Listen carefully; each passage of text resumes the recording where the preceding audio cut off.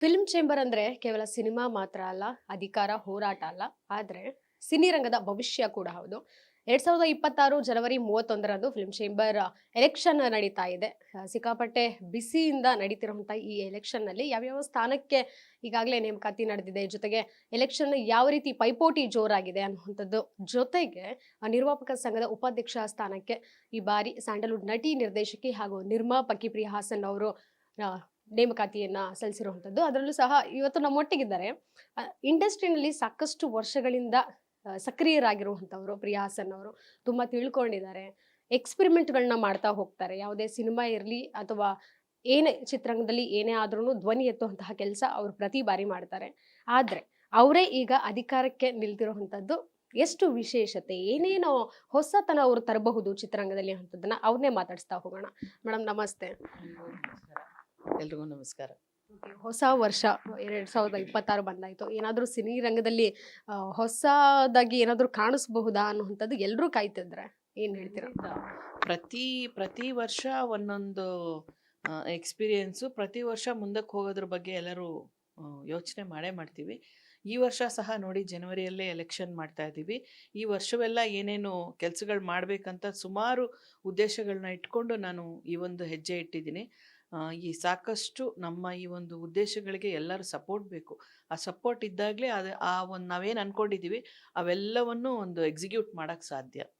ಈಗ ನೀವು film ಚೇಂಬರ್‌ಗೆ entry ಕೊಟ್ಟಾಗ ನಾಮಪತ್ರವನ್ನ ಸಲ್ಲಿಕೆ ಮಾಡೋ ಸಂದರ್ಭದಲ್ಲಿ ಆ ಜೋಶ್ ಕಾಣಿಸ್ತಿತ್ತು. ನಾನೇನೋ ಮಾಡ್ತೀನಿ ಈ ವರ್ಷ ಅನ್ನೋ ತರದ್ದು ಜೋಶ್ ಇತ್ತು. ಜೊತೆಗೆ ನಿಮಗೆ ಬೆಂಬಲ ಕೂಡ ಅಷ್ಟೇ ಪ್ರಾಮಾಣಿಕವಾಗಿ ಕೊಡ್ತಿದ್ದಾರೆ. ಹೌದು, ಸತ್ಯವಾಗ್ಲೂ ನಾನು ಅವರೆಲ್ರಿಗೂ ತುಂಬ ಹೃದಯದ ಕೃತಜ್ಞತೆಗಳನ್ನ ಹೇಳಕ್ಕೆ ಇಷ್ಟಪಡ್ತೀನಿ.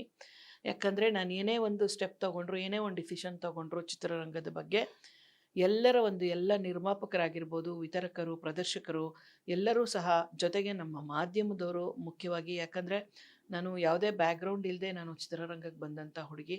ನೀವೆಲ್ಲರೂ ಸೇರಿ ನನ್ನನ್ನು ಈ ಮಟ್ಟಕ್ಕೆ ಬೆಳೆಸಿದ್ದೀರಾ. ಈಗಲೂ ಸಹ ನನ್ನ ವಾಣಿಜ್ಯ ಮಂಡಳಿನಲ್ಲಿ ಇದು ಒಂದು ಹೊಸ ಹೆಜ್ಜೆ ಇಟ್ಟಿದ್ದೀನಿ. ಇವಾಗಲೂ ಸಹ ಎಲ್ಲರ ಒಂದು ಸಪೋರ್ಟ್ ನನಗೆ ಸಿಗ್ತಾ ಇದೆ. ಈಗಷ್ಟೇ ನಿರ್ಮಾಪಕರ ಸಂಘದಲ್ಲಿ ಎಲ್ಲರೂ ಸಪೋರ್ಟ್ ಮಾಡಿ ನನ್ನನ್ನು ಜಯಶೀಲರನ್ನಾಗಿ ಮಾಡಿದ್ರು. ತುಂಬ ಸಂತೋಷ. ಮತ್ತು ನಾನು ಎಲ್ರಿಗೂ ಆ ವಿಚಾರವಾಗಿ ನಾನು ಕೃತಜ್ಞತೆಗಳನ್ನ ಹೇಳ್ತೀನಿ. ಇವಾಗ ವಾಣಿಜ್ಯ ಮಂಡಳಿನಲ್ಲಿ ನಾನು ಇಟ್ಟಿರುವಂಥ ಹೆಜ್ಜೆ ತುಂಬ ಮುಖ್ಯವಾದ್ದು. ಯಾಕಂದರೆ ನಾನು ಈ ಸತಿ ಆಫೀಸ್ ಬೇರರ್ಗೆ ಅಂದರೆ ನಾನು ಒಂದು ವೈಸ್ ಪ್ರೆಸಿಡೆಂಟ್ಗೆ ನಾನು ಕಂಟೆಸ್ಟ್ ಮಾಡ್ತಾ ಇದ್ದೀನಿ. ನಿರ್ಮಾಪಕರ ವಲಯದಿಂದ ಉಪಾಧ್ಯಕ್ಷ ಸ್ಥಾನಕ್ಕೆ ನಾನು ಕಂಟೆಸ್ಟ್ ಮಾಡ್ತಾ ಇದ್ದೀನಿ. ಇಲ್ಲಿ ನಿಮ್ಮೆಲ್ಲರ ಒಂದು ಸಪೋರ್ಟು, ನಿಮ್ಮೆಲ್ಲರ ಒಂದು ಪ್ರೀತಿ, ವಿಶ್ವಾಸ, ನಿಮ್ಮೆಲ್ಲರೂ ಒಂದು ಆಶೀರ್ವಾದ ನನ್ನ ಜೊತೆಗಿರಲಿ ಅಂತ ನಾನು ಕೇಳ್ತೀನಿ. ಯಾಕಂದರೆ ನನಗೆ ಯಾವುದೇ ಒಂದು ಅಧಿಕಾರದ ದಾಹ ಇಲ್ಲ. ನಾನು ಒಂದು ನಿಸ್ವಾರ್ಥವಾಗಿ ಒಂದು ಸೇವೆ ಮಾಡಬೇಕನ್ನೋ ಉದ್ದೇಶ ಇಟ್ಕೊಂಡು ನಾನು ಈ ಒಂದು ಹೆಜ್ಜೆ ಇಟ್ಟಿರೋದು. ನಿಮ್ಮೆಲ್ಲರ ಒಂದು ಸಪೋರ್ಟು ತುಂಬ ಮುಖ್ಯ ಆಗುತ್ತೆ. ಆವಾಗಷ್ಟೇ ನಾನು ಅಂದ್ಕೊಂಡಿರೋ ಉದ್ದೇಶಗಳನ್ನ ನಾನು ಎಕ್ಸಿಕ್ಯೂಟ್ ಮಾಡೋಕ್ಕೆ ಸಾಧ್ಯ ಆಗುತ್ತೆ. ಆ ವಿಚಾರವಾಗಿ ನಾನು ನಿಮ್ಮ ಎಲ್ಲರ ಒಂದು ಸಪೋರ್ಟ್ ಮಾಡಿ ಅಂತ ನಾನು ಕೇಳ್ಕೊತೀನಿ. ಈ ಹಿಂದೆ ನಿರ್ಮಾಪಕರ ಸಂಘದಲ್ಲಿ ಅಧ್ಯಕ್ಷರಿರ್ಬೋದು, ಉಪಾಧ್ಯಕ್ಷ ಸ್ಥಾನ ಬಂದಂತವರು ಸಹ ಏನೋ ಬದಲಾವಣೆ ಮಾಡಬೇಕು ಅಂತ ಆಶ್ವಾಸನೆ ಕೊಟ್ಟು ಬಂದಿದ್ದಾರೆ. ಬಟ್ ಅಷ್ಟಾಗಿ ಹೆಚ್ಚಿನ ಪ್ರಮಾಣದಲ್ಲಿ ಬದಲಾವಣೆ ಕಾಣಿಸಿಲ್ಲ. ಬಟ್ ಪ್ರಿಯಾ ಅವ್ರು ಏನ್ ಹೇಳ್ತಾರೆ ಅಂತ ಆಶ್ವಾಸನೆ ಕೊಡ್ತೀರಾ, ಬದಲಾವಣೆ ತರ್ತೀರಾ? ಇಲ್ಲ, ಅದಕ್ಕೆ ನಾನು ಜಾಸ್ತಿ ಆಶ್ವಾಸನೆಗಳನ್ನ ಕೊಡ್ತಾ ಇಲ್ಲ. ನಾನು ಯಾವಾಗಲೂ ಸಹ ನಾನು ಜಂಬದ ಹುಡುಗಿ ಸಿನಿಮಾ ಮಾಡಿದಾಗ ಅಲ್ಲಿ ಏನೋ ಒಂದು ಸಣ್ಣ ಪ್ರಾಬ್ಲಮ್ ಆದಾಗ ನಾನು ಪ್ರೆಸ್ಸಲ್ಲಿ ಆವಾಗ ನಾನು ಯಾವುದೇ ರೀತಿ ಆಶ್ವಾಸನೆ ಕೊಟ್ಟಿರಲಿಲ್ಲ. ನಾನು ನಿರ್ದೇಶಕಿ ಆದಾಗ ಸಿನಿಮಾ ಫುಲ್ಲು ಫಿನಿಷ್ ಮಾಡಿ ನಾನು ಪ್ರೆಸ್ ಮೀಟ್ ಕರೆದು ಸಿನಿಮಾ ಪ್ರೀಮಿಯರ್ ಶೋ ಹಾಕಿ ಸಿನಿಮಾ ತೋರಿಸಿದ ಮೇಲೆ ನಾನು ಮಾತಾಡಿಲ್ಲ, ಸಿನಿಮಾ ಮಾತಾಡ್ತು. ಸೊ ಆ ರೀತಿಯಾಗಿ ನನ್ನ ಇಂಟೆನ್ಷನ್ ಯಾವಾಗ್ಲೂ. ಯಾಕಂದರೆ ಆಶ್ವಾಸನೆಗಳನ್ನ ಕೊಡೋದು ಮುಖ್ಯ ಅಲ್ಲ. ಇದು ನನ್ನ ಒಂದು ಡಿಸಿಷನ್ ಅಲ್ಲ. ಈಗ ಸಿನಿಮಾ ಆದರೆ ಇವಾಗ ನನಗೆ ಇಂಥ ಹೀರೋ ಮೇಲೆ ಕತೆ ಮಾಡಿದ್ದೀನ, ಅಥವಾ ಕತೆಗೆ ಈ ಹೀರೋ ಬೇಕಾ, ಈ ಹೀರೋಯಿನ್ ಬೇಕಾ ಅಂತ ನಾನು ಚೂಸ್ ಮಾಡಿ ನಾನು ಮಾಡ್ಬೋದು. ಇಲ್ಲಿ ಏನಾಗುತ್ತೆ, ಇಲ್ಲಿ ಒಂದು ಕಮಿಟಿ ಇದೆ, ಸಿ ಇದೆ. ಇಲ್ಲಿ ಪದಾಧಿಕಾರಿಗಳು ಸೇರಿ ಡಿಸಿಷನ್ ತೊಗೊಂಡು ಅದನ್ನು ಸಿನಲ್ಲಿಟ್ಟು ಸಿನಲ್ಲಿ ಎಲ್ಲರೂ ಓಕೆ ಮಾಡಿದ್ಮೇಲೆ ಯಾವುದಾದ್ರು ಒಂದು ಕೆಲಸನ ನಾವು ಎಕ್ಸಿಕ್ಯೂಟ್ ಮಾಡೋಕ್ಕೆ ಸಾಧ್ಯ. ಇಲ್ಲಿ ವೈಸ್ ಪ್ರೆಸಿಡೆಂಟಾಗಿ ನಾನು ಏನು ಮಾಡ್ಬೋದು, ಒಂದು ನಿರ್ಮಾಪಕರಿಗೆ ಸಹಾಯ ಮಾಡೋವಂಥ ವಿಚಾರ ಆಗಿರ್ಬೋದು, ಮತ್ತು ವಿತರಕ್ಕಾಗಲಿ, ಪ್ರೊಡ್ಯೂಸರ್, ಎಕ್ಸಿಬ್ಯೂಟರ್ ಎಲ್ಲರಿಗೂ ಒಂದು ಹೆಲ್ಪ್ ಆಗೋ ರೀತಿಯಲ್ಲಿ ನಾವು ಡಿಸಿಷನ್ಗಳನ್ನ ತೊಗೋಬೇಕು. ಬರೀ ಒಂದೇ ವಲಯಕ್ಕೆ ಸಹಾಯ ಆಗೋ ರೀತಿನಲ್ಲಿ ಮಾಡಿದ್ರೆ ಅದು ಪ್ರಯೋಜನ ಆಗಲ್ಲ. ಒಂದು ಕಣ್ಣಿಗೆ ಬೆಣ್ಣೆ, ಒಂದು ಕಣ್ಣಿಗೆ ಸುಣ್ಣ ಅನ್ನೋ ಥರ ಆಗುತ್ತೆ. ನಾವು ಪ್ರೊಡ್ಯೂಸರ್ಸ್ ಬಗ್ಗೆ ಮಾತಾಡಿದಾಗ ಡಿಸ್ಟ್ರಿಬ್ಯೂಟ್ರಿಗೆಲ್ಲ ಒಂದು ಕಡೆ ಅದು ಡಿಸಪಾಯಿಂಟ್ ಆಗಿರುತ್ತೆ. ಸೊ ಮೂರು ವಲಯಗಳನ್ನ ಕುತ್ಕೊಂಡು ಚರ್ಚೆ ಮಾಡಿ ಎಲ್ಲರಿಗೂ ಅನುಕೂಲ ಆಗೋ ರೀತಿನಲ್ಲಿ ನಾವು ಡಿಸಿಷನ್ಸ್ನ ತಗೋಬೇಕಾಗತ್ತೆ. ಸೊ ಹಾಗಾಗಿ ನಾವು ನಾನು ಒಂದು 5 ವರ್ಷಗಳಿಂದ ನಾನು ಪ್ರಾಮಾಣಿಕವಾಗಿ ನಾನು ಕೆಲಸ ಮಾಡ್ತಾ ಇದ್ದೀನಿ, ನಿರ್ಮಾಪಕರ ಸಂಘದಲ್ಲಾಗಲಿ ವಾಣಿಜ್ಯ ಮಂಡಳಿನಾಗಲಿ.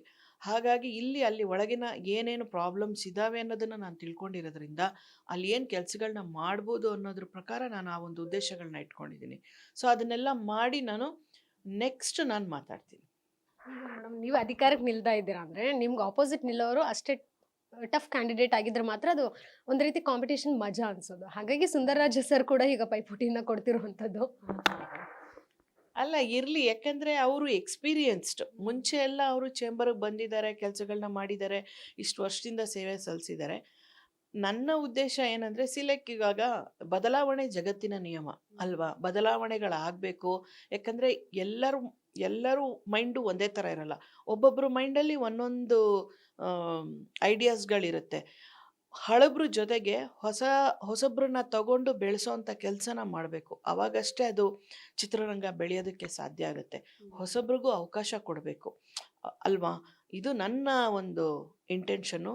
ಸೊ ಅಲ್ಲಿ ಹೊಸಬ್ರಿಗೂ ಅವಕಾಶ ಸಿಗುವಂಥ ಕೆಲಸಗಳಾಗಲಿ ಅನ್ನೋದು ನನಗೆ ಮಾತ್ರ ಅಲ್ಲ, ಸುಮಾರು ಜನ ಅಲ್ಲಿ ಒಂದು ಉತ್ಸಾಹ ಇಟ್ಕೊಂಡು ಒಳ್ಳೊಳ್ಳೆ ಉದ್ದೇಶಗಳನ್ನ ಇಟ್ಕೊಂಡು ನಿಸ್ವಾರ್ಥವಾಗಿ ಸೇವೆ ಮಾಡೋ ಅಂಥ ಎಷ್ಟೋ ಜನ ಕ್ಯಾಂಡಿಡೇಟ್ಸ್ ಇದ್ದಾರೆ. ಅವರೆಲ್ಲರಿಗೂ ಸಹ ಅವಕಾಶಗಳು ಸಿಗಬೇಕು ಅನ್ನೋದು ನನ್ನ ಆಸೆ. ಈಗ ಈ ಮಾತು ಕೂಡ ನೀವು ಕೇಳಿರ್ತೀರ, ಅಂದ್ರೆ ಎಲೆಕ್ಷನ್ ನಡೆಯೋ ಸಂದರ್ಭದಲ್ಲಿ ಹೊಸದಾಗಿ ಯಾರಾದ್ರೂ ಕ್ಯಾಂಡಿಡೇಟ್ಸ್ ಬರ್ತಾ ಇರಬೇಕು, ರಿಪೀಟ್ ಆಗಬಾರ್ದು, ಅವಕಾಶಗಳನ್ನು ಕೊಡ್ತಿರ್ಬೇಕು ಅನ್ನೋಂಥ ಮಾತು ಬರುತ್ತೆ. ಬಟ್ ಈ ಬಾರಿ ಮತ್ತೆ ರಿಪೀಟ್ ಆಗ್ತಿರುವಂಥದ್ರ ಬಗ್ಗೆ ಏನು ಹೇಳ್ತೀರಾ? ಹೌದು, ಅದ್ರ ಬಗ್ಗೆ ನಾವೇನು ಮಾತಾಡೋಕ್ಕಾಗಲ್ಲ. ಬಿಕಾಸ್ ಮುಂಚೆ ಇಬ್ಬರು ವೈಸ್ ಪ್ರೆಸಿಡೆಂಟ್ ಆಗಿರೋ ಅಂಥವ್ರೆ ಮತ್ತೆ ಕಣಕ್ಕಿಳಿದಿದ್ದಾರೆ.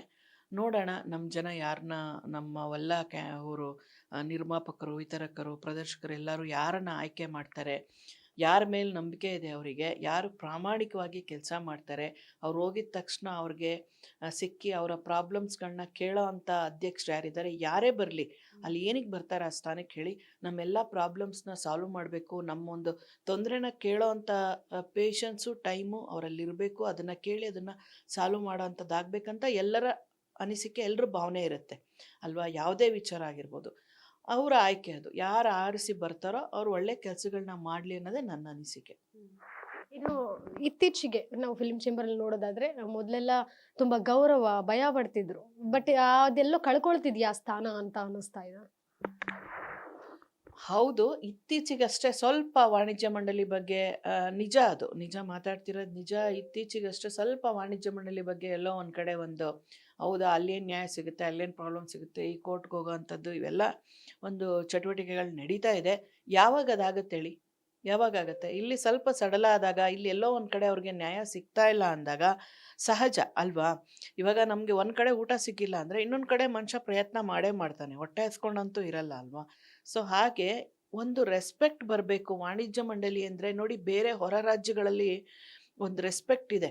ಯಾರೇ ಆಗಲಿ, ಎಂಥ ಹೀರೋ ಆಗಲಿ, ಎಂಥ ಪ್ರೊಡ್ಯೂಸರ್ ಆಗಲಿ, ಏನೇ ಪ್ರಾಬ್ಲಮ್ ಆದರೂ ವಾಣಿಜ್ಯ ಮಂಡಳಿ ಅಧ್ಯಕ್ಷರು, ಪದಾಧಿಕಾರಿಗಳು ಫೋನ್ ಮಾಡೋ ಒಂದು ಮೀಟಿಂಗ್ ಕರೆದಿದ್ದಾರೆ ಅಂದರೆ ಬರ್ತಾರೆ ಅಲ್ವಾ. ಇಲ್ಲೆಲ್ಲೋ ಒಂದು ಕಡೆ ಆ ಒಂದು ಚಟುವಟಿಕೆಗಳಲ್ಲಿ ಸ್ವಲ್ಪ ಹಿನ್ನಡೆ ಆಗ್ತಿದ್ಯಾ ಅನ್ನೋದು ನನ್ನ ಅನಿಸಿಕೆ.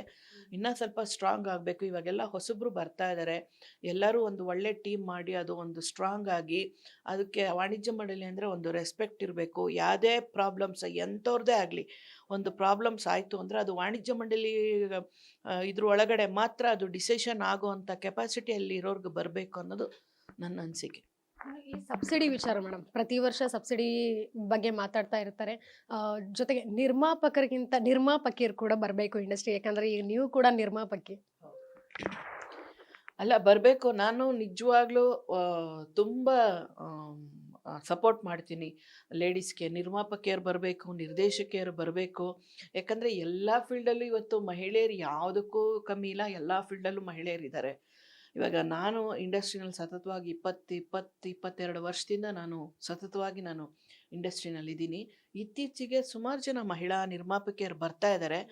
ಆದರೆ ಇಲ್ಲಿ ಎಷ್ಟು ಮಟ್ಟಿಗೆ ಅವ್ರಿಗೆ ಸಪೋರ್ಟ್ ಸಿಗ್ತಾ ಇದೆ ಅನ್ನೋದು ತುಂಬ ಮುಖ್ಯ ಆಗುತ್ತೆ. ಎಲ್ಲೋ ಒಂದು ಕಡೆ ಬೇಸರ ಆಗಿ ವಾಪಸ್ ಹೋಗೋ ಥರ ಆಗಬಾರ್ದು. ಮಹಿಳೆಯರಿಗೂ ಮತ್ತು ಹೊಸಬ್ರಿಗೆ ಎಲ್ಲರಿಗೂ ಸಪೋರ್ಟ್ ಮಾಡೋವಂಥ ಒಂದು ಮನಸ್ಥಿತಿ ನಮ್ಮ ಸೀನಿಯರ್ಸ್ಗೂ ಸಹ ಬರಲಿ ಅಂತ ನನ್ನ ಅನಿಸಿಕೆ. ಬಂದು ಸಪೋರ್ಟ್ ಮಾಡಿದರೆ ಸ್ವಲ್ಪ ಹೊಸಬ್ರು ಸಹ ಬೆಳೀತಾರಲ್ವಾ. ಈ ಕೊನೆದಾಗಿ ಏನ್ ಹೇಳ್ತೀರಾ? ಎಲೆಕ್ಷನ್ ಬೇರೆ ಹತ್ರ ಬರ್ತಾ ಇದೆ. ಎಲೆಕ್ಷನ್ ಹತ್ರ ಬರ್ತಾ ಇದೆ, ನಮಗೆ ಸ್ವಲ್ಪ ಮನಸ್ಸಲ್ಲಿ ಟೆನ್ಷನ್ ಜಾಸ್ತಿ ಆಗ್ತಾ ಇದೆ. ನಾನು ಹೇಳೋದಿಷ್ಟೇ ನೋಡಿ, ನಾನು ಈಗ ಸಾಕಷ್ಟು ಉದ್ದೇಶಗಳನ್ನ ಇಟ್ಕೊಂಡಿದ್ದೀನಿ. ಲೈಕ್ ನೋಡಿ, ನಿರ್ಮಾಪಕರು ತುಂಬ ಸಂಕಷ್ಟದಲ್ಲಿದ್ದಾರೆ. ತುಂಬ ಜನ ನಿರ್ಮಾಪಕರು ಪ್ರಾಬ್ಲಮಲ್ಲಿದ್ದಾರೆ. ಸೊ ಅವ್ರಿಗೆಲ್ಲೋ ಒಂದು ಕಡೆ ಅವ್ರಿಗೆ ಒಂದು ಅಭಯಹಸ್ತ ಅಂತಾರಲ್ಲ, ನಮ್ಗೆ ಒಂದು ಸಪೋರ್ಟ್ ಸಿಗಬೇಕು ವಾಣಿಜ್ಯ ಮಂಡಳಿ ಅಂದರೆ. ಲೈಕ್ ಸರ್ಕಾರದಿಂದ ಏನಾದರೂ ಒಂದು ನೆರವು ತಗೊಂಡು ಅವ್ರಿಗೆಲ್ಲ ಒಂದು ವಸತಿ ಕಲ್ಪಿಸೋ ಅಂಥ ಒಂದು ಕಾರ್ಯಕ್ರಮ ಆಗಿರ್ಬೋದು, ನಿರ್ಮಾಪಕರ ಬಡಾವಣೆ ಅಂತ ಒಂದು ಲೇಔಟ್ ಮಾಡಲಿ, ಮತ್ತು ಒಂದು ಡಿಸ್ಟ್ರಿಬ್ಯೂಟರ್ ಸಹ ತುಂಬ ಜನ ಲಾಸಲ್ಲಿದ್ದಾರೆ. ಎಷ್ಟೋ ಜನ ಥಿಯೇಟ್ರುಗಳು ಮುಚ್ಚೋಗ್ತಾ ಇದೆ.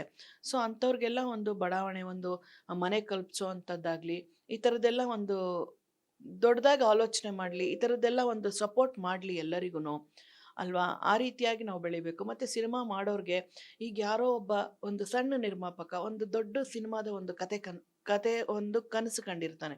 ಅವನ ಕೈಲಿ ಒಬ್ಬನಿಗೆ ಅಷ್ಟು ಸಪೋರ್ಟ್ ಮಾಡೋ ಥರ ಇರಲ್ಲ ಅವನ ಒಂದು ಆರ್ಥಿಕ ಪರಿಸ್ಥಿತಿ. ಆವಾಗ ನಾವೊಂದು ಸಂಸ್ಥೆ ಮಾಡಿಕೊಂಡು ಎಲ್ಲರೂ, ಇವಾಗ ಏನಂದರೆ ಎಲ್ಲ ಕಡೆ ಕಾರ್ಪೊರೇಟ್ ಕಂಪನೀಸ್ ಎಲ್ಲ ಕಡೆ ಒಂದು ಇನ್ವೆಸ್ಟರ್ಸ್ ಅಂತ ಒಂದು ಇನ್ವೆಸ್ಟ್ಮೆಂಟ್ ಎಲ್ಲರದು ಒಂದು ಶೇರ್ ಅಂತ ಮಾಡಿ ಒಂದು ಸಿನಿಮಾ ಮಾಡ್ತಾರೆ. ಆ ರೀತಿಯಾಗಿ ನಮ್ಮಲ್ಲೂ ಸಹ ಒಂದು 5 ಜನ 10 ಜನ ಆ ಥರ ಒಂದು ಶೇರ್ ಹಾಕಿ ಒಂದು ಒಳ್ಳೆ ಬಿಗ್ ಬಡ್ಜೆಟ್ ಸಿನಿಮಾಗಳು ಮಾಡೋ ಅಂಥ ಒಂದು ಕಾರ್ಯಕ್ರಮ ಇರ್ಬೋದು. ಅಥವಾ ಹೊಸದಾಗಿ ಬರೋವಂಥ ನಿರ್ಮಾಪಕರಿಗೆ, ಹಳೆ ನಿರ್ಮಾಪಕರು ಅವ್ರಿಗೊಂದು ಮಾರ್ಗದರ್ಶನ ಸಿಗುವಂಥದ್ದು ಎಲ್ಲೋ ಒಂದು ಕಡೆ ಒಂದು ತಿಂಗಳಿಗೂ ಆದರೂ ಸಹಿ ಒಂದು ಮೀಟಿಂಗ್ ಇಟ್ಕೊಂಡು ಅವ್ರಿಗೊಂದು ಸಪೋರ್ಟ್ ಮಾಡೋ ಥರದ್ದಾಗಿರ್ಬೋದು.